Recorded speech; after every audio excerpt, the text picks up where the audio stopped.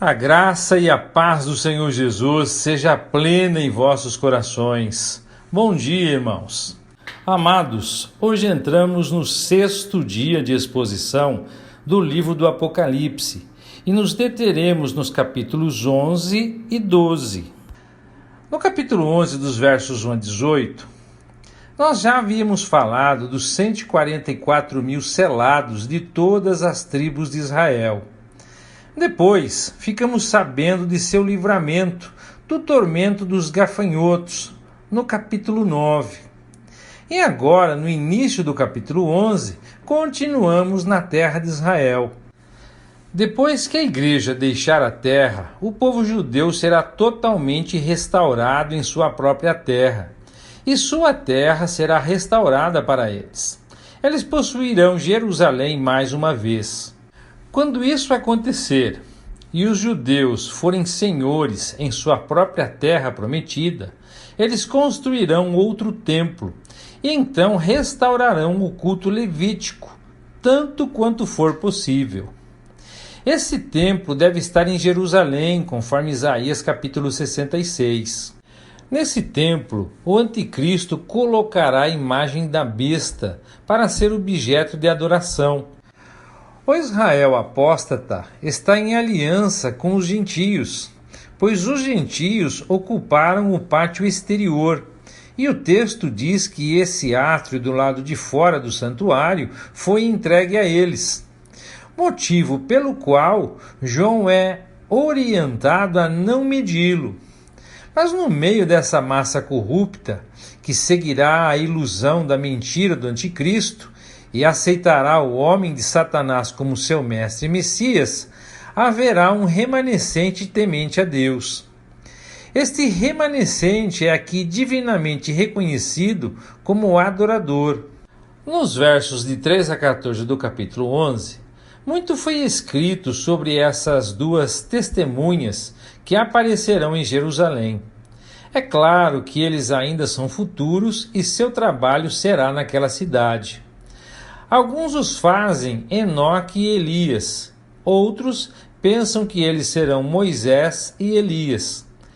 Nenhuma segunda vinda de Enoque ou Moisés está prometida em qualquer lugar na palavra. Algo, entretanto, é dito sobre a obra de Elias no futuro.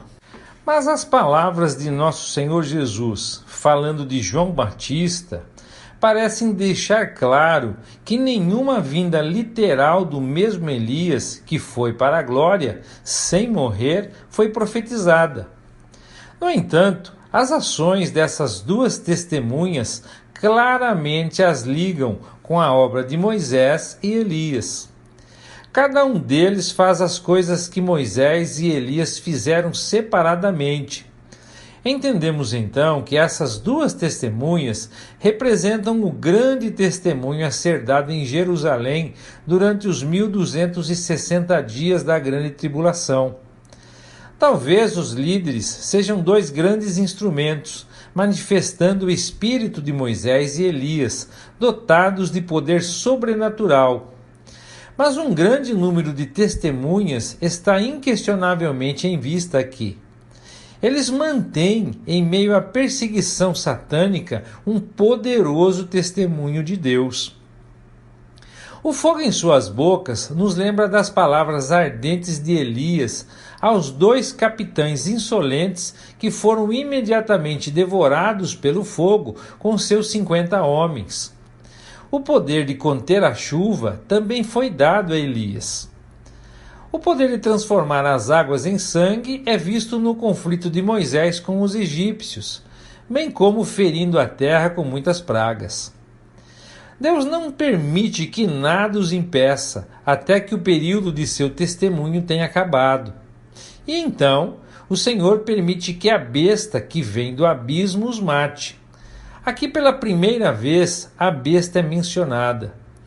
Esta besta saindo do poço do abismo é líder do Império Romano revivido sobre o chifre pequeno, visto por Daniel na besta de 4 chifres, lá no capítulo 7 de Daniel, verso 8. O fato da besta subir do abismo fala do poder satânico por trás de sua influência e poder. Ele não estará pessoalmente em Jerusalém, mas terá muitas ferramentas disponíveis para fazer seu trabalho. Enquanto ele domina os gentios, ele se voltará em fúria contra esses santos judeus, e as duas testemunhas serão mortas. Ele faz guerra com o remanescente piedoso, conforme Daniel narra no capítulo 7, verso 21. Uma parte desse remanescente será morta.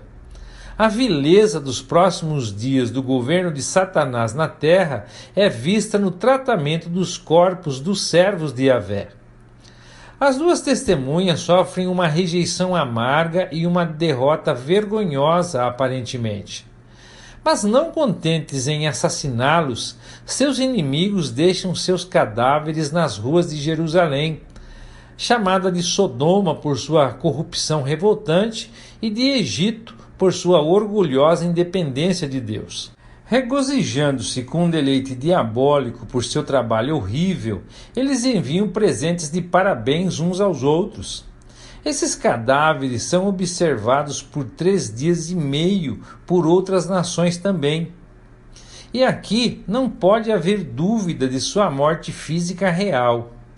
No entanto, essa loucura perversa dos líderes de Israel os faz testemunhar sua própria derrota. À vista de seus inimigos, as duas testemunhas ressuscitam da morte e põem-se em pé. Se os tivessem enterrado, não teriam visto este grande espetáculo, mas tendo esse mórbido deleite em observar seus cadáveres, expõe-se ao terror de vê-los reviver. Essas testemunhas permanecem ali por tempo suficiente para impressionar os homens com a realidade de sua ressurreição, e então são chamadas por uma grande voz do céu para subir até lá. A voz também é ouvida por seus inimigos, que os observam enquanto sobem para o céu. Imediatamente após isso, na mesma hora, um grande terremoto sacode a cidade, destruindo uma 10ª parte dela e matando 7.000 pessoas. O tremor faz algum bem para aqueles que não foram mortos. Pelo menos estavam aterrorizados o suficiente para dar glória ao Deus do céu. Se eles foram realmente levados a Deus pela fé, é outra história. Dos versos 15 ao 18 do capítulo 11, o terceiro ai vem com a 7ª trombeta. Grandes vozes no céu anunciam: o reino mundial de nosso Senhor e do seu Cristo é vindo, e ele reinará para sempre. Longe de ser infeliz para o coração renovado, aquele grande reino trará bênçãos indescritíveis. Mas para o rebelde ímpio, é o pior de todos os infortúnios, pois cada rebelde deve agora enfrentar a exposição de sua culpa acumulada e ser julgado por aquele a quem ele desprezou e rejeitou: Jesus, o Filho exaltado do homem, o Filho eterno de Deus. Todos os outros reinos caem, e só o Senhor será exaltado naquele dia, como diz o profeta Isaías no capítulo 2. Os redimidos no céu, os 24 anciãos, respondem na mais profunda adoração, prostrando-se sobre seus rostos para adorar o Deus vivo, falando dele como o Senhor Deus Todo-Poderoso, o soberano eterno do presente, do passado e do futuro. Eles deixam claro que esta grande dignidade pertence totalmente ao Senhor Jesus, que afirmou o seu direito de autoridade absoluta para reinar como Rei dos Reis e Senhor dos Senhores. Suas palavras no verso 18 abrangem um período de tempo longo, e os eventos aqui citados não são colocados em ordem cronológica. A ira das nações e a ira de Deus contra elas se manifestarão no tempo da revelação do Senhor do céu, mas o tempo dos mortos para que sejam julgados antecipa o final do reinado milenar de Cristo. Pois se ele julga os vivos, não resta a dúvida de que ele julgará os mortos.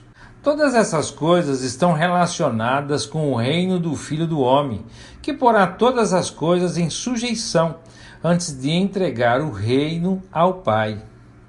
Recompensas também para seus servos, profetas, santos e todos os que temem seu nome estão relacionadas com o reino, assim como também a destruição daqueles que destruíram a terra. O versículo 19 começa com um assunto novo e está conectado com o capítulo 12. As trombetas nos levam ao fim de todos os julgamentos. A cena agora é revertida para considerar o desenvolvimento de vários detalhes relacionados com o período de tempo em que as trombetas abrangeram. O que se segue agora traz a grande tribulação, os 1260 dias para o destaque.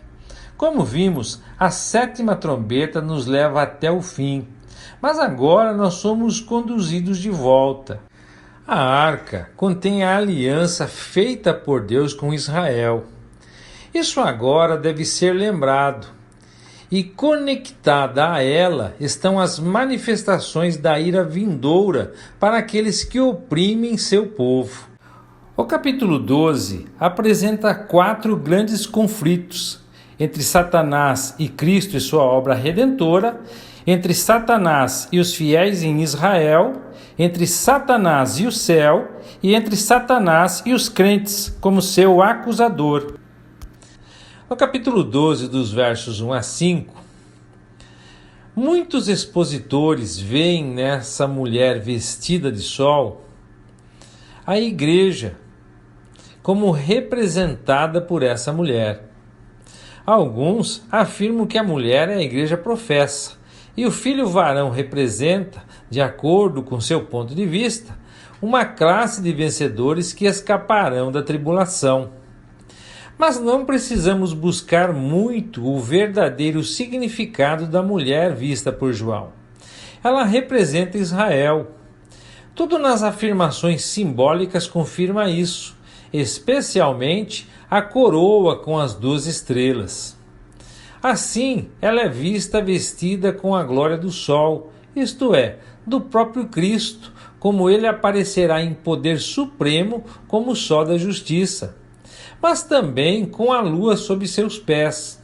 Sobre sua cabeça, a coroa de 12 estrelas fala naturalmente de suas 12 tribos. É Israel, o que ela é nos propósitos de Deus. É a criança, a nação gerada, é o Messias, o Cristo. Paulo descreve sobre Israel dizendo: de quem Cristo veio segundo a carne, o qual é sobre todos Deus bendito para sempre. Amém. Como ele fala lá em Romanos, no capítulo 9, verso 5. A identidade da criança é estabelecida sem controvérsia pelo fato de que a criança é arrebatada para Deus e seu trono, destinada a governar todas as nações com uma vara de ferro. O grande dragão vermelho, inimigo da mulher e da criança, é Satanás. 7 coroas simbolizam sua autoridade como Deus desta época, e os 10 chifres simbolizam seu poder. Esses fatos históricos são vistos primeiro por meio dessa visão. Mas isso é feito com o único propósito de trazer à vista o que ainda está reservado para Israel durante o tempo do fim. Cristo ascendeu ao alto, ocupou seu lugar à destra de Deus e está esperando até que seus inimigos se tornem o escabelo de seus pés. Então, a presente era cristã começou. Não está registrado nesta visão de forma alguma. Aquele que veio de Israel e foi rejeitado pelos seus, não obstante, é o Messias de Israel, a esperança de Israel. Nele e somente por ele, as promessas feitas a Israel podem ser cumpridas. O cumprimento dessas promessas é precedido por grandes tristezas e tribulação. As dores de parto que sobrevieram a Israel durante a grande tribulação, antes que ele, a quem Israel uma vez repudiou, seja revelado como libertador e rei. E o dragão vermelho fará sua obra mais terrível durante aquele período de tribulação, uma obra de ódio contra a semente fiel da mulher. No verso 6, a fuga da mulher, ou seja, Israel, tem sido considerada por alguns como a dispersão daquela nação durante esta era e a milagrosa preservação de Israel. Mas isso está incorreto. É verdade que Israel foi milagrosamente preservado e o ódio de Satanás também foi contra aquela nação. Mas aqui nós temos um período especial mencionado, os 1260 dias, os últimos 3 anos e meio da 70ª semana de Daniel. Significa, portanto, que quando o dragão se levantar com todo o seu furioso poder para exterminar a nação, Deus a preservará. No entanto, antes de sabermos os detalhes dessa preservação e do ódio de Satanás, lemos sobre a guerra no céu. Satanás é expulso do céu para a terra, e todo o capítulo 13 nos dirá o que ele fará na terra. Aqui no capítulo 12, dos versos 7 a 12, esta grande cena ocorre antes do início da grande tribulação. O lugar de Satanás não é no inferno neste momento. Como vimos na mensagem a Pérgamo, seu trono está na terra. Ele é o Deus desta era. Seu domínio está no ar. Ele é o príncipe das potestades do ar, como diz Paulo na carta aos Efésios. Nosso conflito atual como crentes é agora contra os principados, contra as autoridades, contra os governantes das trevas deste mundo, contra os espíritos maus nas regiões celestiais. Satanás, como acusador dos irmãos, tem acesso até mesmo à presença de Deus, como nós lemos lá no início do livro de Jó. Mas agora suas acusações estão encerradas. Todos os redimidos estão reunidos diante do trono. Toda a malícia e poder de Satanás não podem frustrar o propósito de Deus. Sua graça e poder foram vitoriosos. Assim, quando os santos entram na posse celestial, o domínio de Satanás chega ao fim. A posse adquirida, a região acima, será resgatada pelo poder de Deus. Miguel e seus anjos começarão sua guerra curta e decisiva contra Satanás e seus anjos. Miguel é o único arcanjo mencionado nas Escrituras. Não é a primeira vez que ele encontra Satanás face a face, conforme observamos na Epístola a Judas, no verso 9. E Daniel fala de Miguel, e naquele tempo se levantará Miguel, o grande príncipe que representa os filhos do teu povo, e haverá um tempo de angústia como nunca houve, desde que havia uma nação até aquele mesmo tempo. E naquele tempo o teu povo será libertado, todo aquele que estiver escrito no livro. Daniel no capítulo 12. Com isso, aprendemos que Miguel não apenas causará a expulsão de Satanás do céu, mas também se levantará pela parte crente de Israel. Satanás é então lançado na terra e seus anjos são lançados com ele. É idêntico ao que já vimos sob a quinta trombeta, a estrela caída do céu, abrindo o poço do abismo com a fumaça que escurece e os enxames de gafanhotos saindo. Então, há alegria no céu, porque o acusador é rejeitado e suas acusações são silenciadas para sempre. E o ai é pronunciado sobre aqueles que habitam na terra. No verso 13, então, o dragão persegue a mulher, que simboliza a piedosa Israel, de quem Cristo nasceu. Nessa perseguição, Satanás empregará gentios e judeus apóstatas que seguem o anticristo. O anticristo, a princípio, será amigável com os judeus piedosos, mas depois de usá-los como um trampolim para ganhar poder e posição na nação, ele se voltará contra eles em perseguição cruel. O Senhor permitirá que a mulher escape rapidamente para o deserto. As asas de uma grande águia falam tanto dessa velocidade quanto do cuidado protetor de Deus. Ela é sustentada aqui por 1260 dias, conforme o verso 6. Lá, nesse deserto, ela é preservada daqueles que são ferramentas de Satanás. Entende-se que o dilúvio na boca da serpente, o rio na boca da serpente, seja um ataque surpresa, por assim dizer, do rei do norte, que virá como um dilúvio transbordante, nas palavras de Daniel, no capítulo 11, verso 40. E também chamado de flagelo transbordante, no livro do profeta Isaías, no capítulo 28, verso 15. A terra abrindo sua boca para engolir o dilúvio ou o rio, indica que a terra de Israel receberá o impacto desse ataque, poupando assim o remanescente piedoso que Deus preservará para a bênção milenar. Muito embora alguns sejam martirizados e, portanto, tenham um destino melhor no céu. Esse martírio pode ser indicado no verso 17, pois Satanás fará tudo o que puder para oprimir e dizimar Israel, mas não pode fazer mais do que o Senhor Deus permite. Disse que esse remanescente guarda os mandamentos de Deus em contraste com o anticristo e seus seguidores, que rejeitarão até mesmo o Antigo Testamento. O remanescente tem o testemunho de Jesus Cristo, sua fé inabalável no verdadeiro Messias, de quem dão testemunho e sofrem por isso. Meus irmãos, eu queria meditar com vocês nos versos 9 e 10 do capítulo 11, que diz assim: Durante 3 dias e meio, gente de todos os povos, tribos, línguas e nações contemplarão seus corpos mortos e não permitirão que sejam sepultados.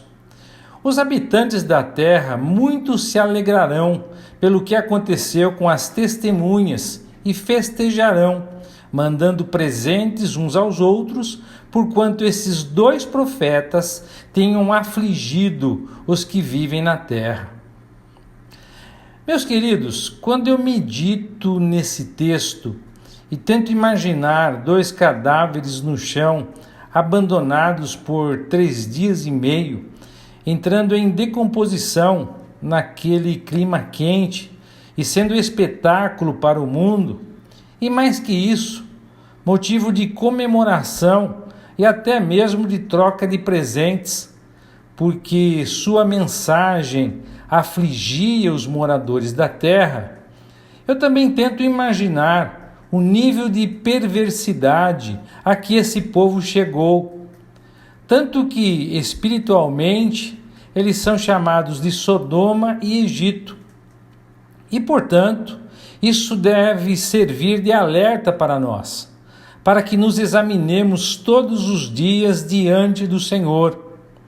E mais, se ouvirmos a sua voz, que jamais endureçamos os nossos corações, e sim que humildemente a obedeçamos.